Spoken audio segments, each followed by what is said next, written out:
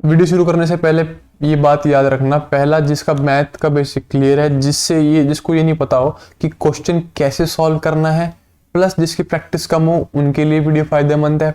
Second बात उनके लिए कि अगर मैंने कर भी दिया ना क्वेश्चन, जैसे मैं ये फर्स्ट क्वेश्चन कर रहा हूँ, तो आपको पॉज करनी है वीडियो, खुद से सॉल्व करना है, फिर बाद में मेरा सॉल्यूशन देखना है। क्लियर है बात? उसके बाद वीडियो खत्म होने के बाद जिसने साथ ही साथ नहीं किया, पहले सारे सॉल्यूशन देख लो, वीडियो खत्म होने के बाद पीडीएफ से करो या फिर वीडियो फिर से चला लो, उसके जो क्वेश्चन जो उसमें क्वेश्चन है वो फिर से अटेम्प्ट करो जो मैं करा चुका हूँ, कि आपसे सॉल्व हो पा रहे हैं कि नहीं हो पा रहे। तो इस मेन बात ये है कि आपकी प्रैक्टिस होनी चाहिए। मीन्स अगर आप सोच रहे हो कि मेरी वीडियो देख के काम चल जाएगा, सिर्फ नहीं होगा, आपको प्रैक्टिस खुद अपने हाथ से करनी पड़ेगी।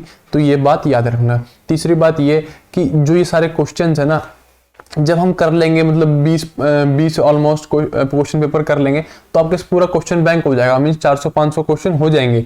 तो जिसका मैथ का बेसिक क्लियर होगा ना, वो 400-500 देख लेगा, तो ये हो जाएगा कि हाँ, उसके पास हर टाइप का क्वेश्चन सामने आ जाएगा। क्लियर बात? और उसका टॉपिक क्लियर होता जाएगा। और जो भी आपको नया क्वेश्चन दिखे वो आपको अपनी कॉपी में लिखना है। जो भी नया क्वेश्चन दिखे, जो आपको लगता है कि हाँ ये मैंने पहली बार देखा है, वो आपको अपनी कॉपी में लिखना है और उसको रिवाइज करना है रोज। ठीक है, अब स्टार्ट करते हैं वीडियो। अब देखो, इसमें बोला हुआ है, जिसकी जो हिंदी पीडीएफ है ना, टेलीग्राम चैनल पर डाल दिए। Perimeter of a square is 36 centimetre more than it's side but is the area of the square. देखो, जैसे तुम्हें पता है पेरीमीटर ऑफ द स्क्वायर कितना होता है, 4a। ठीक है, अब बोला हुआ है पेरीमीटर 36 ज्यादा है उसकी साइड से, तो पेरीमीटर इक्वल टू 36 ज्यादा है उसकी साइड से। ठीक है, और मैं तुम्हें थोड़ा सा लगना पर्सपेक्टिव देके चलूंगा मैथ्स का, वो देखना तुम कैसे। ठीक है, इसमें तो क्या आ जाएगा, 3a की वैल्यू कितनी, 36। ये तो सिंपल ही क्वेश्चन है, बच्चों वाला क्वेश्चन है। 3a की वैल्यू 36 और a की वैल्यू कितना, 12। और क्योंकि स्क्वायर का इसमें हमें एरिया निकालना है, ठीक है, स्क्वायर का क्या एरिया निकालना है, तो 12 का स्क्वायर, एरिया का स्क्वायर कितना होता है, ए स्क्वायर। तो ए स्क्वायर 12 का स्क्वायर मतलब 144। ठीक है, तो 144 इसका आंसर हो जाएगा। क्लियर है बात ये वाली? ठीक है, आ जाओ इस क्वेश्चन पे।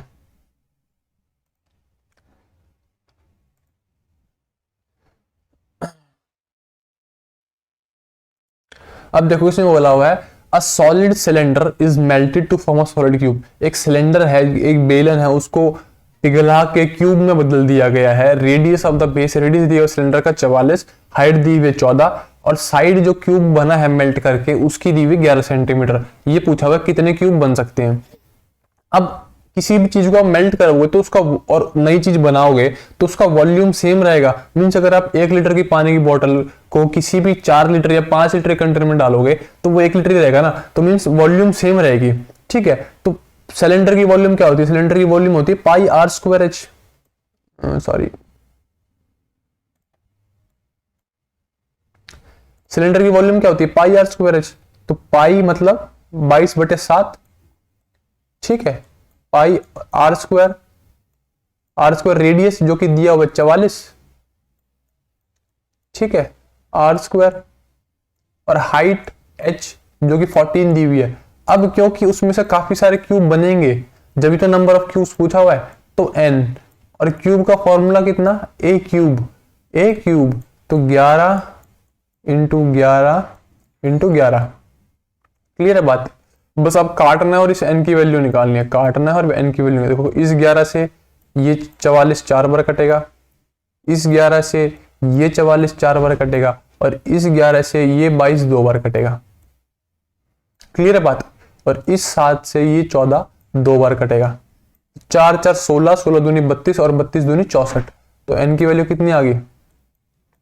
ठीक है, 64। क्लियर है बात? तुम बस प्रैक्टिस करते चलो, जो जो क्वेश्चन होंगे ना, जब काफी सारे क्वेश्चन हो जाएंगे 400-500, तब तुम सारे कंसेप्ट अपने आप आते चलेंगे। और ये क्वेश्चन अगर तुम्हें नया लगा तो कॉपी में लिख लेना। ठीक है अपनी। अगला क्वेश्चन पहले देखो, किसी किसी में ना ग्राफ अवेलेबल नहीं है। जब ये आंसर की डाउनलोड करते हैं ना, तो किसी किसी में ग्राफ अवेलेबल नहीं होता, क्योंकि वो इमेज होती है, और वो इमेज जब इसमें आती है ना आंसर की फॉर्म में, तो वो आ नहीं पाती, तो इसलिए इसमें ग्राफ अवेलेबल नहीं है, तो इसको छोड़ दो फिलहाल। ठीक है, इस पे आ जाओ क्वेश्चन नंबर 4 पे। क्वेश्चन नंबर 4 में देखो, ए बी सी बोला हुआ है 2:3:6। What will the value of A ratio upon, जो भी पूछा हुआ है। ठीक है, क्वेश्चन 4 में बोला हुआ है ए बी सी का रेशियो 2:3:6 है, तो वैल्यू बतानी है ए बटे बी रेशियो बी बटे सी रेशियो सी बटे ए की। ठीक है, अब देखो ये सारे के सारे इन्हीं फॉर्म में है ए बी सी वाले में, तो जो जो बोला है ना वो कर दो बस। मतलब ए बटे बी मीन्स 2/3 और बी बटे सी मीन्स 3/6 और सी बटे ए मीन्स 6/2। अब इस जो बटे में आ गए ना, ये जो आ गए अपॉन में, इसे खत्म करने के लिए ना हमें जो नीचे वाले नंबर है 3, 6, 2 इनका एलसीएम लेना पड़ेगा। और एलसीएम को तुम ज्यादा कुछ बड़ा मानना मत, एलसीएम वो होता है जैसे कि इन तीनों का एलसीएम निकालना है, तो एलसीएम कुछ नहीं, सबसे छोटा नंबर जो इन टेबलों में कॉमन आएगा, मीन्स 2 के टेबल में, 3 के टेबल में और 6 के टेबल में कौन सा नंबर कॉमन आएगा सबसे छोटा। तो 2 के टेबल में 6 आता है, 3 के टेबल में 6 आता है और 6 के टेबल में 6 आता है, तो इनका एलसीएम कितना 6 हो जाएगा। और इस 6 को इन सबसे मल्टीप्लाई कर दो। ठीक है, ये एलसीएम आ गया, इस 6 को इन सबसे मल्टीप्लाई कर दो, तो 2/3 इंटू 6। ठीक है, तो यहां पे क्या हो जाएगा 2/3 इंटू 6, तो 3 दूनी कितना आ गया 4। ठीक है, वैसे ही अब देखो इसमें 3/6 इंटू 6, 6 से 6 कट जाएगा, 3 आ जाएगा। क्लियर है, और 6/2 इंटू 6, तो 2 से 3 बार ही कटेगा ये 6, तो 6 थी 18, तो ये आंसर आ जाएगा 4:3:18। ठीक है, ये तुम्हें भी प्रैक्टिस करनी है, जब भी क्वेश्चन करा दूंगा ना मैं, तुम्हें अलग से प्रैक्टिस करनी है बाद में, वीडियो खत्म होने के बाद में, या फिर अभी पॉज करके साथ ये करते चलो। ठीक है, इसमें आ जाओ। इसमें बोला हुआ है कि एक मर्चेंट है 40 लीटर मिल्क खरीदता है 50 रुपए पर लीटर पे, और उसमें वो 12 लीटर पानी मिला देता है जो कि फ्री का है। उसके बाद जो मिक्सचर उसने मिला दिया, 40 लीटर दूध था और जिसमें 12 लीटर पानी था, वो उसने बेचा 40 रुपए पर लीटर में। तो बताना है प्रॉफिट परसेंटेज। अब ये देखो उसने 40 लीटर खरीदा है। ठीक है, 40 लीटर खरीदा है और कितने पे खरीदा है 50 रुपए पर लीटर। मतलब अगर 1 लीटर की कॉस्ट 50 रुपए है तो 40 लीटर कितनी हो जाएगी 50 रुपए पर लीटर लिया ना, पर लीटर, तो कितनी 2000 रुपए का दूध लिया हुआ उसने। क्लियर है ये वाली बात, 2000 रुपए का दूध लिया हुआ। अब ये देखो उसने ना 12 लीटर का पानी मिला दिया, 12 लीटर का पानी मिला दिया, मींस जो 40 लीटर का दूध था ना अब वो 52 लीटर बन चुका है। ठीक है, और कस्टमर को जिसको बेचेगा उसको तो क्या ही पता इसमें क्या ही पानी मिलाया है और क्या ही दूध है इसमें। ठीक है, तो उसके लिए तो 52 का 52 लीटर दूध हो जाएगा। उसके बाद इसको बेचा इसने 40 रुपए पर लीटर पे, 40 रुपए पर लीटर। अब दूध कितने का हो जाएगा, अब हो जाएगा 2080 रुपए का, 2080 रुपए। ठीक है, प्रॉफिट परसेंटेज आती है सीपी पे, मींस जितने का उसको पड़ा कितने का उसको 2000 रुपए का, प्रॉफिट कितना हुआ 80 रुपए का, 80 रुपए का प्रॉफिट हुआ, उसे पड़ा कितने का 2000 का,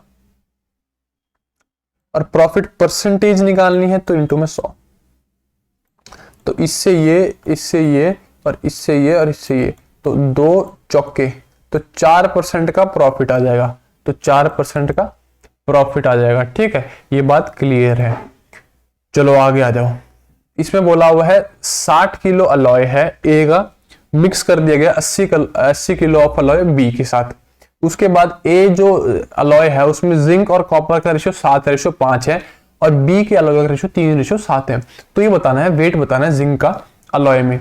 अब देखो जैसे कि आप दाल लेके आते हो, मिक्स दाल लेके आते हो, तो ऐसे बोलते हो ना कि इसमें 1 किलो उड़द की दाल मिला दो और 2 किलो मूंग की।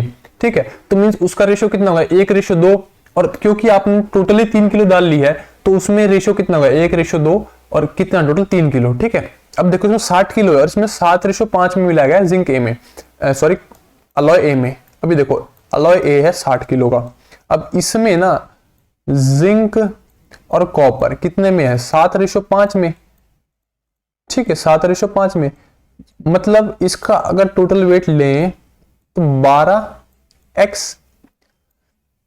अब देखो रेशियो होता है 7:5, 7:5 मीन्स इनका कुछ ना कुछ कटके, जैसे कि अगर रेशियो 20:25 है, रेशियो नहीं सिंपल 20:25 है, इनका रेशियो निकालना है तो पहले रेशियो लगा देंगे और 5 चौके और 5 पंजे, तो मीन्स इसमें से हमने 5 5 काट दी ना, तब 4:5 आया है। तो ये असली नंबर नहीं है। असली नंबर अगर लिखोगे ना तो 4x और 5x लिखोगे, क्योंकि ये x जो कॉमन नंबर था वो तो हमने काट दिया जो कि 5 5 था, तो ऐसे लिखते हैं। तो ये 7 और 5, तो ये 7 और 5 कोई नंबर नहीं है, ये असली में नंबर जब बनेंगे ना वो होंगे 7x और 5x। तो ये टोटल वेट 12x है और इसकी वैल्यू कितनी दी हुई है 60 किलो। तो x की वैल्यू यहाँ कितनी आ जाएगी, x की वैल्यू आ जाएगी 5 किलो। क्लियर है। तो मींस जो जिंक है ना वो 35 किलो का होगा और जो कॉपर है वो 25 किलो का होगा। क्लियर है वाली बात। अब बी में देखो, बी में कितना दिया हुआ है, बी में दिया हुआ है 80 किलो और जो जिंक और कॉपर का रेशियो है वो है 3:7। अब देखो ये नंबर नहीं है, नंबर कब बनेगा, इनमें x जब जोड़ दोगे, या फिर x पे यहां जोड़ चुके हो तुम तो यहां y लगा दो 10y और 10y की वैल्यू 80, तो y की वैल्यू 8। अब ये नंबर तो नहीं है, मैंने बताया कि ये असली नंबर नहीं है। असली नंबर क्या है, असली नंबर है 3y और 7y, ये तो रेशियो है। असली नंबर 3y और 7y, जैसे इसमें बताया ना 4x 5x, तो 3 8 24 ये असली वेट आएगा जिंक का और 7 8 56 ये आएगा कॉपर का। अब क्योंकि इसमें पूछा है कि जिंक बताना है इन दोनों में मिला के, तो ये 35 किलो और ये 24 किलो, कितना हो गया 59 किलो हो गया। क्लियर वाली बात। तो इसका अंतर 59 किलो। अब जिसको भी थोड़ा समझ आया हो वो तो एक बार फिर से रिवाइंड करके देखना, जिसको अगर नया क्वेश्चन लगा वो लिख लो अपने कॉपी में। आगे जब और पेपर करेंगे उसमें ऐसे क्वेश्चन आएंगे तो आपको फिर पूरा पक्का हो जाएगा ये वाला कंसेप्ट। देखो इसमें मैंने बताया जैसे कि इमेज आती नहीं है, तो यहाँ पे भी इमेज आई नहीं है बस। पर आप ना ये बोर्ड मास याद रखना, बोर्ड मास, ठीक है, बस बोर्ड मास, bracket of division multiplication addition subtraction, ये इसमें इमेज कहीं कभी कभी आती नहीं है। उसके बाद ये आ जाओ, इसमें बोला हुआ है number of a man went to hotel, एक होटल में गए, हर बंदे ने उतना ही स्पेंड किया जितने टोटल नंबर ऑफ मैन है, तो बताना है। और टोटल जो मनी स्पेंड हुआ है वो 17,424 हुआ है, ये बताना है नंबर ऑफ मैन कितने। तो ये देखो मैंने मान लिया कि x बंदे गए होटल में और सब ने खर्चा कितना किया है, x रुपीज किया है, ठीक है, x रुपीज। मीन्स अगर आप 5 बंदे जाते हैं होटल में, आप और आपके दोस्त 5 बंदे जाते हैं होटल में और सबने 10-10 रुपए खर्चा किया है, तो टोटल खर्चा कितना 50 रुपए। तो वैसे ही x बंदे गए हैं होटल में, सबने x रुपए खर्चा किया है, तो टोटल खर्चा कितना 17,424। और यहां पे x स्क्वायर की वैल्यू कितनी होगी, x स्क्वायर की वैल्यू 17,424।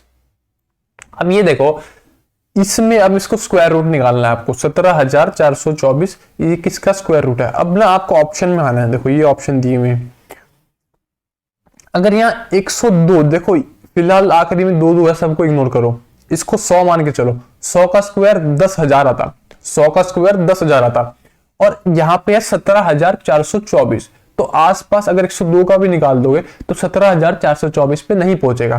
क्लियर है बात। अब 122 है, इसको 122 मत मानो, इसको मानो 120। 120 मीन्स 12 इंटू 10, तो 12 का स्क्वायर 144 और 10 का 100, मीन्स इसका आंसर आता है 14,400 आता, पर यहाँ पे है 17,424, तो बहुत ज्यादा इससे भी अभी भी। और 92 का जब आप भूल ही जाओ, जब 100 का नहीं आया, 122 का नहीं आया, तो इसका कैसे आएगा, 132 का इसका आंसर बैठता अगर आप सिंपल कैलकुलेशन से अप्रोक्सीमेशन से करते। उसके बाद अगर आपको ये नहीं बिठाना तो 130 देखो, 130 मीन्स 13 इंटू 10 मीन्स 16,900, 16,900 और ये क्या है 17,424 और इंटू में 2 होता, तो बहुत पास है इसके, तो यही इसका आंसर हो जाता। बाकी अगर नहीं निकालना आता ना, इसका एक मेथड होता है, देखो 132 जो भी उससे स्क्वायर ऊपर होते हैं किसी 100 से, 132 ये 100 से कितना बड़ा है, 32 बड़ा है, तो इसमें उतना जोड़ दो 164।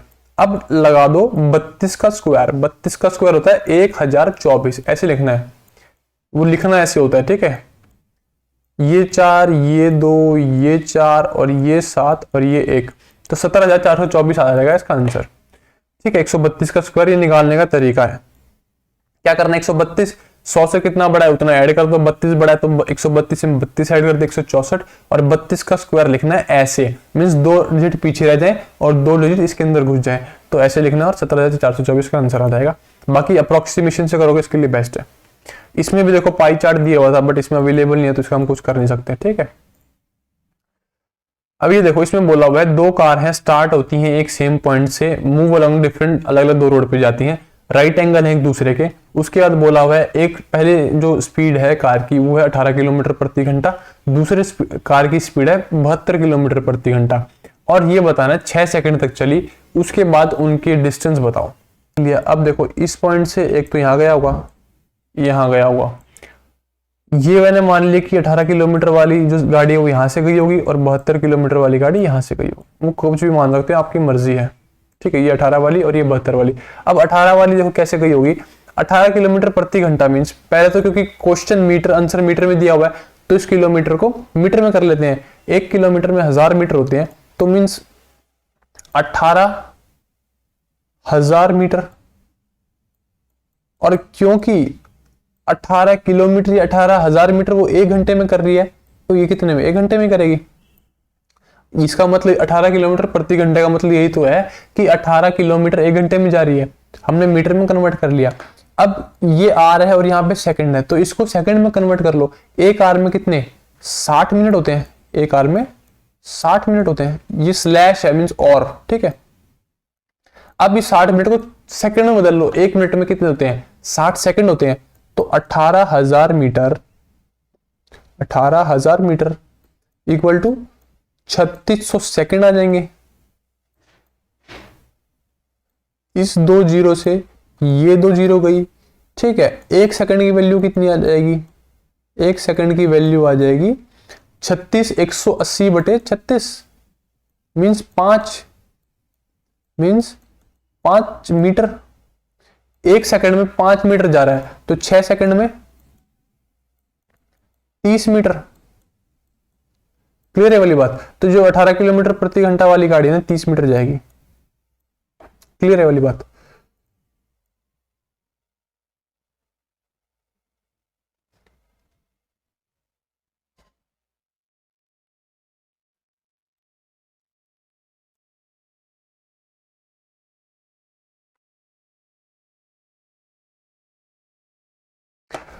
अब ये देखो 18 किलोमीटर वाली गाड़ी अगर 6 सेकंड में जा रही है 30 मीटर तो 72 18 कितना 18 तो 72 तो 18 चौके 72 होता है, 18 चौके 72, 18 चौके 72।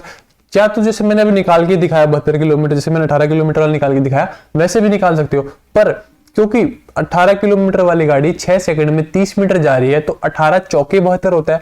तो अगर 18 वाली गाड़ी 6 सेकंड में 30 मीटर जा रही है तो क्योंकि 18 चौके 72 होता है तो ये 30 मीटर ना 120 मीटर जाएगी। कौन सी गाड़ी, ये वाली, कौन सी 72 किलोमीटर वाली गाड़ी, ठीक है। बाकी उससे निकालोगे ना किसी, जैसे मैंने पिछले वाला निकाल के दिखाया तो वैसे भी निकल जाएगा। तो यहां पे आ गया 120, ये आ गया 120। अब इनका डिस्टेंस निकालना है तो ये डिस्टेंस निकलेगा इनका, ये इनका निकलेगा ये वाला डिस्टेंस, ठीक है। पाइथागोरस थ्योरम पता ही है, इसका स्क्वायर प्लस इसका स्क्वायर इक्वल टू इसका स्क्वायर, है ना। मींस परपेंडिकुलर का स्क्वायर प्लस बेस का स्क्वायर इक्वल टू हाइपोटेन्यूज, इसे हाइपोटेन्यूज ही कहते हैं, ये वाली हाइपोटेन्यूज होती है। पर इसको आसान कैसे बनाना है, अब देखो यहाँ पे 120 है यहाँ पे और यहाँ पे 30 है, ठीक है। अब इसमें 10 तो कॉमन दिख रहा है, उसको निकाल लो, 10 निकाल लिया। अब आपको बस निकालना है किसका, 12 का और 3 का, तो हाइपोटेन्यूज का रूट हो जाएगा यहाँ पे और यहाँ पे स्क्वायर हो जाएगा, तो यहाँ पे 144 और यहाँ पे 9। और याद रखना 10 तुमने कॉमन निकाला हुआ है और 100 रूट 153 आ जाएगा, रूट 153 मीन्स 9 इंटू रूट 17। अब 9 का स्क्वायर रूट 3 होता है तो 3 तो बाहर, 3 रूट 17। अब ये आंसर नहीं आया, जो तुमने 10 बाहर निकाला हुआ था ना वो तुम्हें बाहर ही निकालना है, मीन्स बाहर लगाना है। इधर से 10 बाहर निकाला हुआ था तो इसको ना रूट के बाहर ही लगाना है, तो मीन्स 30 के साथ 0 लगा देनी। एक तुम्हें 10 बाहर निकालता है ना, 3 × 10 बाहर ही करना है, तुम्हें अंदर नहीं करना वो। तो ये 17, ठीक है, 30√17 मीटर आ जाएगा। क्लियर है वाली बात? चलिए आगे चलिए। अभी देखो इसमें बोला हुआ है कि x को 40% ज्यादा मार्क्स मिले हैं y से, तो ये बताना है कि y को कितने नंबर कम मिले हैं x से। तो ये देखो x, ये y को मिले हैं 100 नंबर, तो x को कितने मिले होंगे? 140 नंबर। अब ये बताना है कि y को कितने नंबर कम मिले हैं x से। तो देखो देन है, देन के बाद x है, देन के बाद x है, तो बटे में जो देन के बाद है वो आएगा। क्लियर है बात? और क्योंकि बताना है y के कितने मार्क्स कम है x से, तो y के मार्क्स बता दो कितने कम है? 40 कम है, तो बट ऊपर 40 आएगा। और नीचे क्या आएगा? जो देन के बाद है, देन के बाद x है तो x ही आएगा, और इनटू में परसेंटेज निकालनी है तो 100। क्लियर है बात? अब ये देख लो, यहां से ये गया तो यहां पे क्या आ जाएगा? 400/14 आ जाएगा, 400/14। तो 14 दूनी 28, 120 बचेगा, और 14 8 112, और 8 बचेगा, और वहां पे 5 आ जाएगा, 70 ये आ जाएगा मीन्स। ठीक है, मीन्स 28 आपको दिख गया ना, मेरे को पूरा दिखाई नहीं, मेरे को बस 28 पता लग गया। और क्योंकि 28 के पास एक ही ऑप्शन है तो ये वाला करेक्ट हो जाएगा। इसको ऐसे भी कर सकते हो, जैसे कि पता है 14 3 42 होता है, 14 3 42, तो 14 × 30 कितना? 420 होगा, और ये 420 से छोटा है, 420 से छोटा है, थोड़ा सा छोटा है, 20 छोटा है, तो वो कितना? वो 420 मतलब 30 से आ रहा है, और वो 30 से थोड़ा छोटा होगा, 30 से थोड़ा छोटा मीन्स 28.57। ठीक है, वो थोड़ा एस्टिमेशन से पता लग गया, बाकी आप इससे करो, मैं होता तो एस्टिमेशन से करता।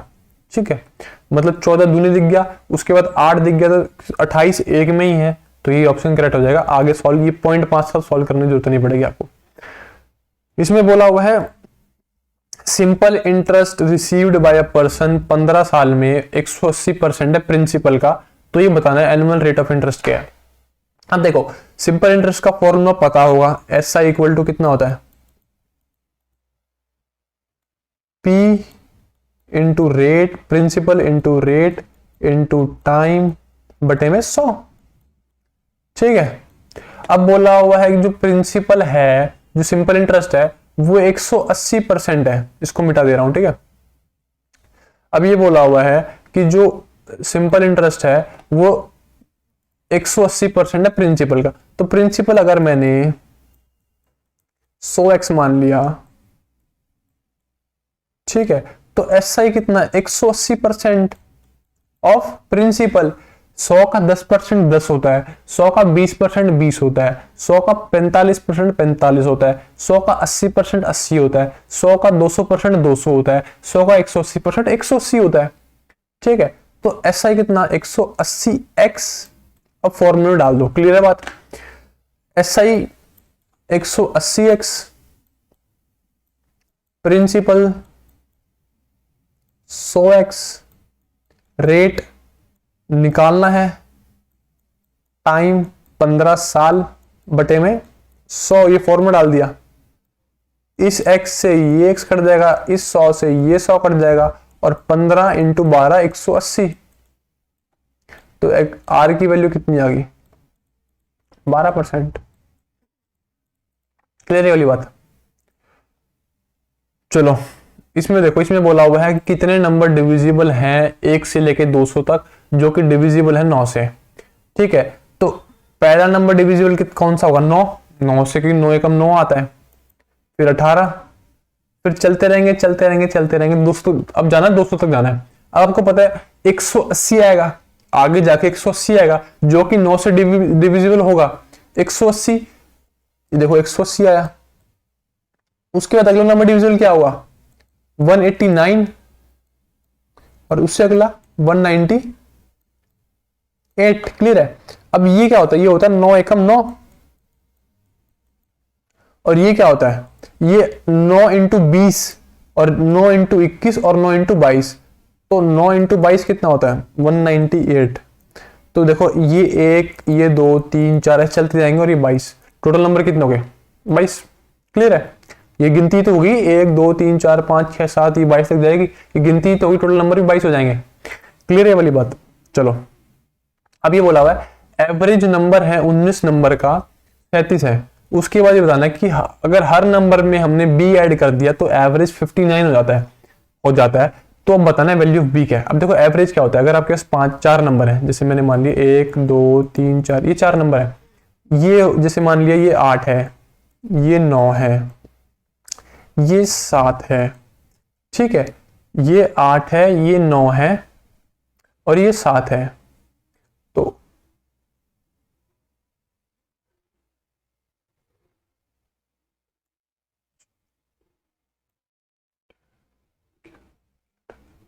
अब देखो जैसे ये मान लिया कि एवरेज क्या होता है, जैसे ये मान लिया कि 4 नंबर हैं, एक है 8 एक है 9 एक है 7 एक है 4, तो इनका एवरेज कितना आ जाएगा, एवरेज इनका 28 28 बटे 4, sum of all numbers 28, total numbers कितने 4, तो 28 बटे 4 7 आ जाएगा इनका एवरेज। इनका एवरेज कितना आ जाएगा 7 आ जाएगा।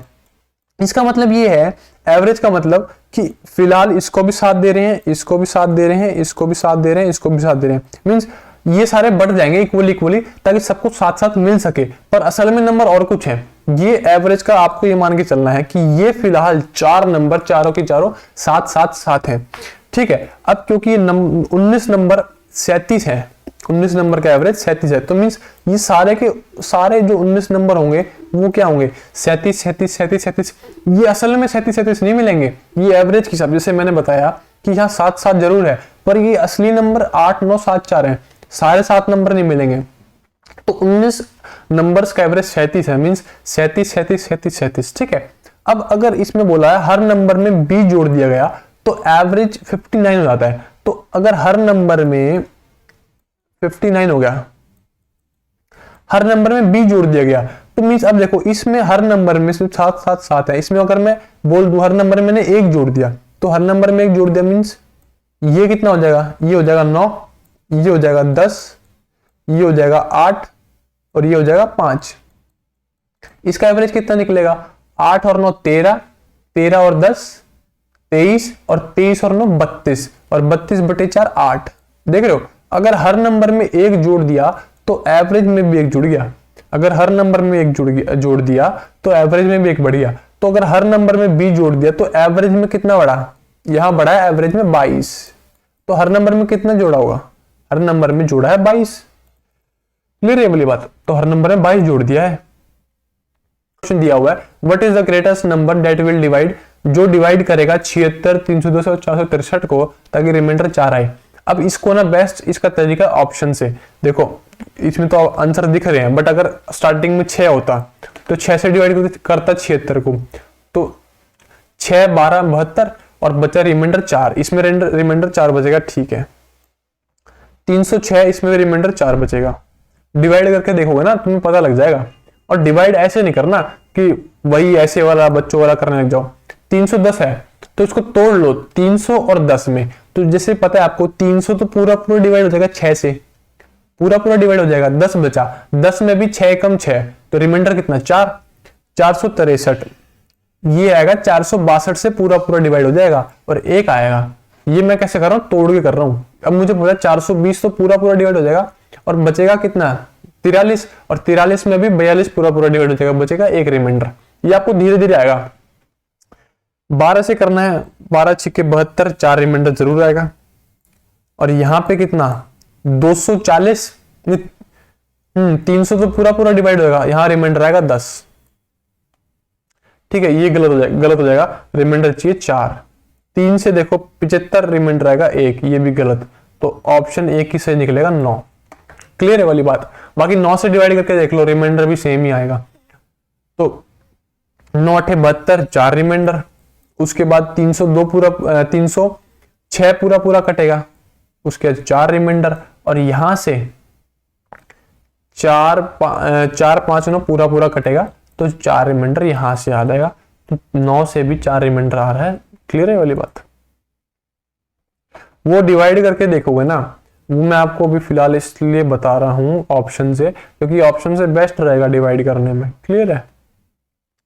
अब ये बोला हुआ है 15% ऑफ m प्लस n, तो जो जो बोला है वही कर दो बस। 15% परसेंट है तो बटे में 100 आ जाएगा of m plus n is equal to कितना 65% of m minus n. Clear है? बस काट दो, इस 100 से 100 कटेगा, 3 5 15 और 3 इंटू 13 60 सॉरी 5 से काटना है, 5 3 15 और 5 इंटू 13 65। ठीक है, तो ये कितना आ जाएगा 3m 3n 13m 13n। Clear है ये वाली बात? इसको सॉल्व कर लो, ये इस साइड जाएगा, ये इस साइड आएगा, तो 16n equal to 10m। Clear है? तो m बटे n कितना हो जाएगा, m बटे n 16 बटे 10, यही पूछा हुआ है। What is the m is what percentage of n, what percentage of n, तो 16 है m, किसका 10 का n का निकालना है, तो m is what percentage of n। Percentage of n पूछा तो n नीचे आएगा, और m पूछा है कितना परसेंटेज है तो ऊपर आएगा, और परसेंटेज निकालनी है तो 100 आ जाएगा, तो 10 और यहाँ 160% आ जाएगा। ठीक है, क्लियर है ये वाली बात? ये देख लो, इसमें बोला हुआ है कि ऋषभ है 4/5 काम 16 दिन में करता है, रवि जो रानी है वो 2 टाइम एफिशिएंट है ऋषभ से, और ये बताना है कि कितने दिन में रानी अकेले काम कर देगी। अब देखो, जो ऋषभ है, मैंने मान लिया टोटल काम x है, तो ऋषभ 4/x का 4 ऑफ x लिखा हुआ है ना, 4 ऑफ वर्क, और वर्क मैंने x मान लिया, 16 दिन में करता है, तो 4 चौके 16, और ये 5 उधर जाके मल्टीप्लाई हो जाएगा, तो x मतलब 20 दिन। तो ऋषभ ना पूरा काम 20 दिन में कर रहा है, ऋषभ पूरा काम 20 दिन में कर रहा है, और Rani 2 time as efficient as Rishabh है। तो ये बात याद रखना, टाइम एंड वर्क में जो टाइम और एफिशिएंसी होती है ना, वो इनडायरेक्टली प्रोपोर्शनल होती है। इनडायरेक्टली प्रोपोर्शनल मींस, अब इसमें रानी बोली है, ये रानी है, ठीक है, ये रुको, ये रानी और ये है ऋषभ, और ये है एफिशिएंसी। एफिशिएंसी बोली है ना, Rani is 2 times as efficient as Rishabh, तो मींस अगर ऋषभ 1 है तो रानी 2 टाइम एफिशिएंट है, 2। और क्योंकि मैंने बताया कि टाइम और एफिशिएंसी इनडायरेक्टली प्रोपोर्शनल मींस एक दूसरे के उल्टे होते हैं, तो टाइम भी एक दूसरे का उल्टा हो जाएगा। मींस यहाँ 2:1 था तो यहाँ 1:2 हो जाएगा, और ये टाइम है और ये भी टाइम है, तो ऋषभ 20 दिन ले रहा है, और यहाँ पे ऋषभ कितने दिन ले रहा है, 2 दिन ले रहा है, तो इधर 2 की वैल्यू कितनी हो जाएगी, 20 दिन। ठीक है, तो 1 की वैल्यू यहाँ से कितनी आएगी, 10 दिन, और यहाँ पे 1 की ही निकालनी है, तो 10 डेज। ये वही करना जिसका बेसिक क्लियर है, प्लस जिसको प्रैक्टिस करनी है। अब देखो, जैसे मैंने कर दिया तो आपको इसमें करने का तरीका पता लग जाएगा कैसे क्या करना है आपको। क्लियर है वाली बात?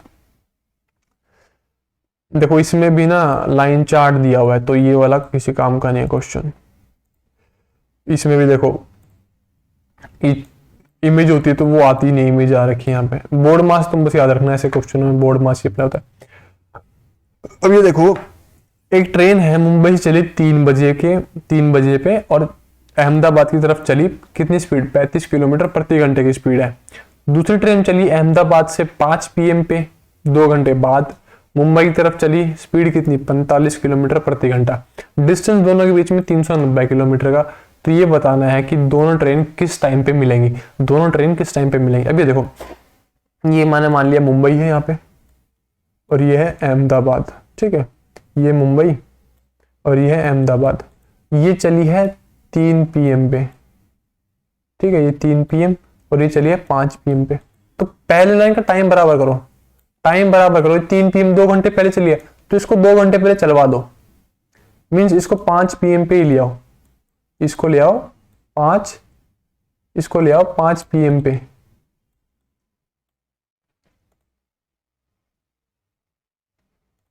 ठीक है, इसको 5 PM पे लिया है, तो इन 2 घंटे में अगर ये 1 घंटे में चल रही है 35 किलोमीटर, तो 2 घंटे में कितने, 70 किलोमीटर चल जाएगी।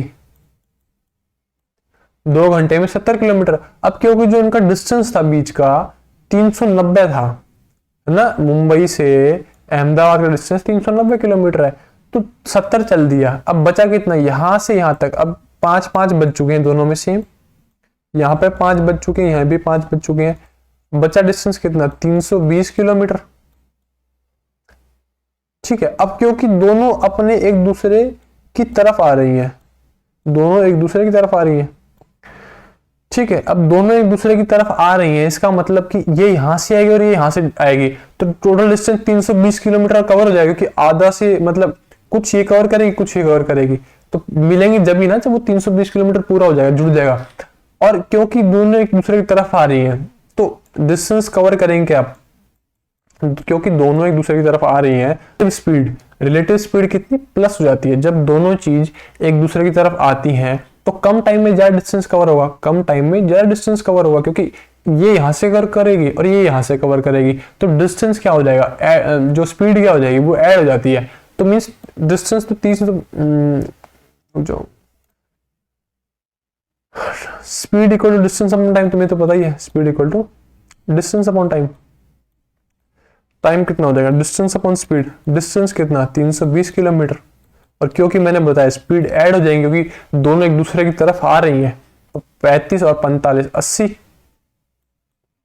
तो कितना आएगा यहाँ पे 4 घंटे, तो 5 तो बज ही गए थे, उसके बाद 4 घंटे और, तो 9 बज जाएंगे ना। क्लियर है वाली बात। तो ये यहाँ पे हमने कर लिए हैं क्वेश्चन, अच्छे खासी प्रैक्टिस। अब आप क्या करना है ना, आपको ये जितने भी मैंने कराए हैं इनको अब प्रैक्टिस करना है अलग से, कि आप सॉल्व कर पा रहे हो नहीं कर पा रहे। कोई डाउट है तो फिर से वीडियो देख लेना। तो यहाँ पे करते हैं क्लास खत्म। अब ट्राई करेंगे कि अगर सही रिस्पॉन्स मिला, कि मीन्स हाँ बच्चे को अगर सही लगा, तो इसकी और वीडियो लाते रहेंगे। नहीं तो क्योंकि मैं पहली बार पढ़ा रहा हूं, तो क्या पता आपको मेरा टीचिंग स्टाइल पसंद ना आए, या फिर आपको क्वेश्चन समझना है, तो फिर उसको कंटिन्यू करने का कोई फायदा है नहीं। क्लियर है वाली बात। तो एक बार बता देना कैसी लगी वीडियो, फीडबैक कमेंट में डाल देना। और बाकी मिलते हैं आपसे अगली वीडियो में। तब तक के लिए धन्यवाद। जय हिंद, वंदे मातरम, जय श्री राम।